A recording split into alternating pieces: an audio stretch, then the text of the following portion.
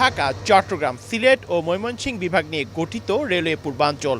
এই রুটে ট্রেন ও আসন ভেদে সর্বনিম্ন 5 থেকে সর্বোচ্চ 226 টাকা পর্যন্ত ভাড়া বাড়ানো হয়েছে।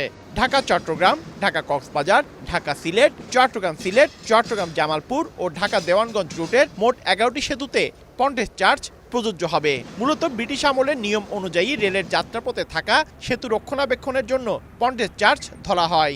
এতদিন রেলওয়ে পূর্বাঞ্চলে 7টি সেতু পন্টেজ চার্জের আওতায় ছিল, বর্তমানে যোগ হচ্ছে আরও 11টি।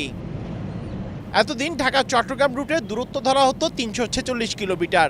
পন্টেজ চার্জ নির্ধারণের পর দূরত্ব বেড়ে হচ্ছে 381 কিলোমিটার।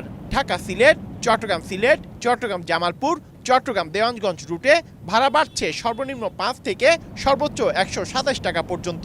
ঢাকা চট্টগ্রাম, ঢাকা কক্সবাজার রুটে ভাড়া বাড়ছে সর্বনিম্ন 15 থেকে সর্বোচ্চ 214 টাকা পর্যন্ত। মূলত 100 মিটারের বেশি দৈর্ঘ্যের সেতু রক্ষণাবেক্ষণ ব্যয় বেড়ে যাওয়ায় পন্টেজ চার্জ পুনর্গঠন ও ভাড়া সমন্বয় করা হয়েছে, জানান পূর্বাঞ্চলের এই কর্মকর্তা। পন্টেজ দূরত্ব আরোপের ফলে যে দূরত্ব বাড়ছে, এর জন্য আমাদের কিছু ভাড়া বৃদ্ধি পেয়েছে, কিছু কিছু রুটে, সব রুটে না।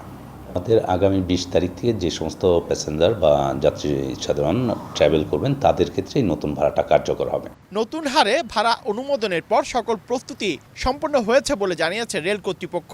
10 তারিখ থেকে আমাদের নতুন রেটে যাত্রীরা টিকিট পাবে।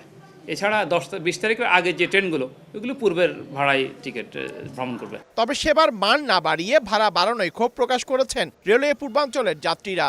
সেবার মান খারাপ, কিন্তু আপনি আমার টাকা বাড়াই দিতেছেন। বেশিরভাগ নিম্ন আয়ের মানুষরা ওরা মনে করেন ট্রেনে যাতে কম খরচে যেতে পারে। আমরা যেহেতু স্টুডেন্ট, সেক্ষেত্রে ভাড়াটা বাড়া মানে কি আমাদের উপর একটা খুব একটা চাপ পড়ে যাওয়া। নতুন ভাড়া কার্যকর হলে প্রায় 40 কোটি টাকা বাড়তি আয় হবে রেলওয়ের। পার্থপ্রতিম বিশ্বাস, সময় সংবাদ, চট্টগ্রাম।